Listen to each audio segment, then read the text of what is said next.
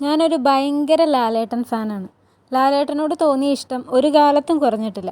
അത് കൂടിക്കൂടി വന്നിട്ടേ ഉള്ളൂ. ഒരിക്കലൊരു ന്യൂ ജനറേഷൻ നായക നടനും അറിയപ്പെടുന്ന ഒരു നിർമ്മാതാവും തമ്മിൽ ഒരു ചെറിയൊരു ഇഷ്യൂ ഉണ്ടായി. വലിയ മാധ്യമ ശ്രദ്ധ നേടിയൊരു ഇഷ്യൂ ആയിരുന്നു. അതിൽ ന്യൂ ജനറേഷൻ നായകൻ്റെ ഒരു പ്രശ്നം എന്താണെന്ന് വെച്ചാൽ, ക്യാരക്ടറിന് വേണ്ടി സെറ്റിൽ മണിക്കൂറുകൾ വെയിറ്റ് ചെയ്യേണ്ടി വന്നത് വലിയൊരു ബുദ്ധിമുട്ടുണ്ടാക്കി എന്നതായിരുന്നു. ഇത്തരം കാര്യങ്ങൾ അദ്ദേഹത്തിന് ടോളറേറ്റ് ചെയ്യാൻ സാധിക്കുന്നില്ല എന്നും ഒക്കെ പറയുന്നുണ്ടായിരുന്നു. എന്തായാലും മാധ്യമങ്ങളിൽ വന്നത് എത്രത്തോളം വിശ്വാസയോഗ്യമാണെന്ന് അറിയാത്തതുകൊണ്ട് ആരെയും കുറ്റപ്പെടുത്താനില്ല.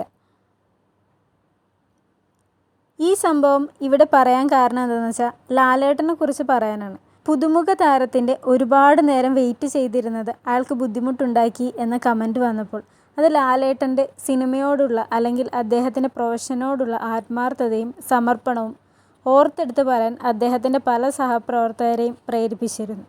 വാനപ്രസ്ഥം എന്ന സിനിമയ്ക്ക് വേണ്ടി കഥകളി വേഷം കെട്ടി മണിക്കൂറുകളോളം ആരോടും ഒരു പരാതിയും പരിഭവവും ഒന്നുമില്ലാതെ അദ്ദേഹം സെറ്റിൽ വെയിറ്റ് ചെയ്തിരിക്കുമായിരുന്നുവെന്ന് പറയുന്നത് കേട്ടു.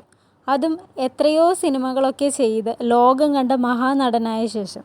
ഇതിൽ കൂടുതൽ ആ മഹാമനുഷ്യൻ്റെ വിനയത്തെയും സമർപ്പണത്തെയും കുറിച്ച് എന്ത് പറയാനാ? സത്യം പറഞ്ഞാൽ ഞാൻ ഈ വീഡിയോയിൽ ലാലേട്ടൻ എന്ന വ്യക്തിയേക്കാൾ അദ്ദേഹം ചെയ്ത എൻ്റെ ഏറ്റവും പ്രിയപ്പെട്ട ഒരു ക്യാരക്ടറിനെ കുറിച്ച് പറയാനാണ് ഉദ്ദേശിക്കുന്നത്. ആ ക്യാരക്ടറിനെ കുറിച്ച് പറയുന്നതിന് മുമ്പ് എനിക്ക് എൻ്റെ ജീവിതത്തിലുണ്ടായ ഒരനുഭവം പറയാം. ടീച്ചിങ് കോഴ്സ് കഴിഞ്ഞ് ഒരു ചെറിയ പ്രൈവറ്റ് സ്കൂളിൽ ജോലി ചെയ്യുന്ന ഒരു സമയത്ത് എനിക്കുണ്ടായൊരു വളരെ വേദനാജനകമായൊരു അനുഭവം. ഞാൻ 4th സ്റ്റാൻഡേർഡിലെ ക്ലാസ് ടീച്ചറായിരുന്നു. ഒരിക്കൽ എൻ്റെ ക്ലാസ്സിൽ പഠിക്കുന്ന ഒരു കുട്ടിയുടെ അമ്മ എന്നെ കാണാൻ വന്നു.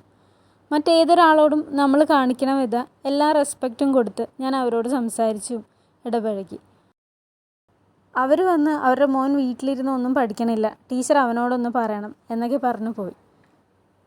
ആ മോന് അവൻ്റെ അമ്മയോട് വലിയ ഇഷ്ടമാണെന്ന് എനിക്ക് അവൻ്റെ പെരുമാറ്റത്തിലും മുഖഭാവത്തിലും എല്ലാം വ്യക്തമായി തോന്നി.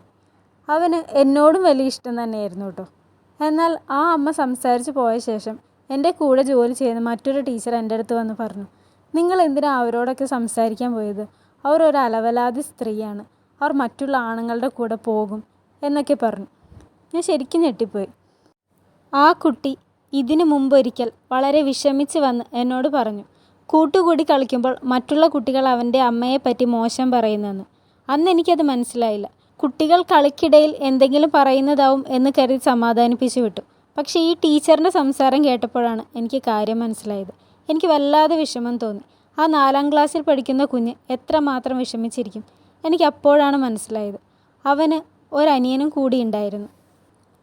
ഇപ്പോൾ ആ സംഭവം കഴിഞ്ഞിട്ട് തന്നെ 10-11 വർഷം കഴിഞ്ഞു. ഇപ്പോൾ അവർ വലുതായിരിക്കും. എവിടെയാണെങ്കിലും ആ കുട്ടികൾ ഈ സമൂഹത്തിൻ്റെ തെറ്റായ ഇത്തരം കീഴ്വഴക്കങ്ങൾ കൊണ്ട് നശിച്ചു പോകാതെ തീയിൽ കുരുത്തത് വെയിലത്ത് പാടില്ല എന്ന് പറയുന്ന പോലെ നന്നായി കരുത്തരായി വളരട്ടെ എന്ന് ആഗ്രഹിക്കുന്നു. ഞാൻ ഇത്രയും പറഞ്ഞത് ലാലേട്ടൻ്റെ സതയം എന്ന സിനിമയിലെ സത്യനാഥൻ എന്ന ക്യാരക്ടറിലേക്ക് വരാനാണ്. ഒരു വേശ്യയുടെ മകനായി അച്ഛൻ ആരെന്നറിയാതെ ജനിക്കുന്ന ഒരു കഥാപാത്രമാണ് മോഹൻലാൽ അതിൽ അഭിനയിച്ചത്. ആ സിനിമയിലും സത്യനാഥൻ്റെ കുട്ടിക്കാലത്ത് കൂട്ടുകാരുമൊത്ത് കളിക്കുന്നതിനിടയിൽ ഇത്തരം കളിയാക്കലുകൾ കേൾക്കേണ്ടി വരുന്നത് കാണിക്കുന്നുണ്ട്. പിന്നീട് ഒരു അനാഥാലയത്തിൽ നിന്ന് വളരുന്ന സത്യനാഥൻ ചുവരെഴുത്തും ചിത്രം വരയുമൊക്കെയായിട്ട് ജീവിച്ചു പോകുന്നു. അയാളുടെ അനുഭവങ്ങളും ഒറ്റപ്പെടലുമെല്ലാം അയാളെ പലപ്പോഴും ഒരു നിർവികാരനാക്കിയതായി തോന്നി. അയാൾക്ക് മനസ്സുകൊണ്ട് ഇഷ്ടം തോന്നിയ ഒരു പെൺകുട്ടിയോട് അത് പ്രകടിപ്പിക്കാൻ പോലും അയാളെക്കൊണ്ട് സാധിക്കുന്നുണ്ടായിരുന്നില്ല എന്ന് തോന്നി. എന്നാൽ അടിസ്ഥാനമായി വളരെ നല്ല മനസ്സിനുടമയായിട്ടുള്ള നന്മയുള്ള ഒരാളായിരുന്നു സത്യനാഥൻ. അയാളുടെ കൺമുന്നിൽ വെച്ച് തന്നെ അയാൾ സ്നേഹിക്കുന്ന പെണ്ണ് വേശ്യാവൃത്തിയിലേക്ക് പോകുന്നത് കണ്ട് നിസ്സഹായനായി നിൽക്കേണ്ടി വരുന്നുണ്ട്. ഒരു പക്ഷേ അവളിലൂടെയും മറ്റൊരു സത്യനാഥൻ ഈ ലോകത്ത് പിറന്നേക്കാം എന്ന് പോലും അയാൾ ചിന്തിച്ചിരിക്കാം. അത്തരം സാഹചര്യങ്ങളിൽ അവളുടെ 2 അനിയത്തിമാരെ കൊന്നു. ആ കുട്ടികളും ഭാവിയിൽ വളർന്ന് സത്യനാഥന്മാരെ സൃഷ്ടിക്കാതിരിക്കാനാവും അയാൾ അവരെ കൊന്നത്. നിഷ്കളങ്കരായ പെൺകുട്ടികളെ ഇത്തരം അവസ്ഥയിലേക്ക് തള്ളിവിടുന്ന സമൂഹത്തിലെ വില്ലന്മാരായ 2 ചെറുപ്പക്കാരെയും കൊല്ലുന്നുണ്ട്. ഇത്രയും അതിവൈകാരികമായ മാനസികാവസ്ഥയിലൂടെ കടന്നുപോകുന്ന സത്യനാഥൻ എന്ന കഥാപാത്രത്തെ ചെയ്ത് ഫലിപ്പിക്കാൻ ലാലേട്ടന് മാത്രമേ സാധിക്കൂ എന്ന് പറഞ്ഞാൽ അത് ശരിയാണോ എന്നെനിക്കറിയില്ല. എങ്കിലും ഈ മനുഷ്യൻ്റെ അഭിനയ ജീവിതത്തിലെ വളരെ ഗംഭീരമായൊരു വേഷം തന്നെയായിരുന്നു എന്ന് നിസ്സംശയം പറയാം.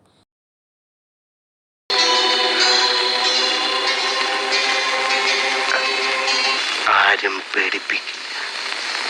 ഞാനുണ്ട് കാവലിന്, ഇവിടെ ഞാനുണ്ട് കാവലിന്.